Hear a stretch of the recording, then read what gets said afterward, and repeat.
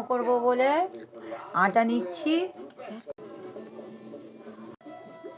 আমি চিকেন মোমো বানাচ্ছি। একটু আটা নিলাম, একটু নুন জল দিয়ে পুরো মেখে নিচ্ছি।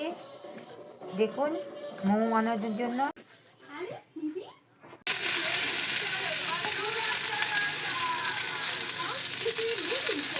মোমো করবো। চিকেন মোমো কেটে নিয়েছি, দেখুন ছোটো ছোটো করে, একদম ছোটো ছোটো করে কেটে নিয়েছি।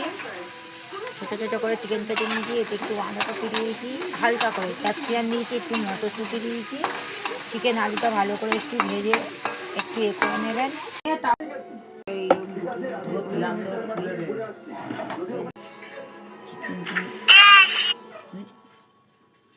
এরম করে পুড়ে দিচ্ছি।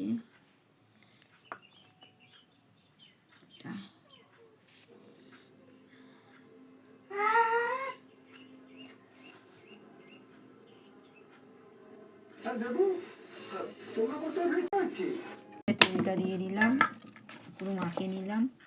দেখুন মোমোটাকে আস্তে আস্তে করে সাজিয়ে দিচ্ছি।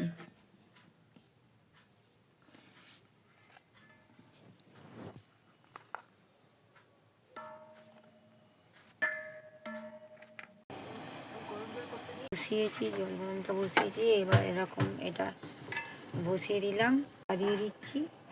10 মিনিট 15 মিনিট বাদে আমি এসে দেখবো। আছে, গ্যাসটা আমি বন্ধ করছি।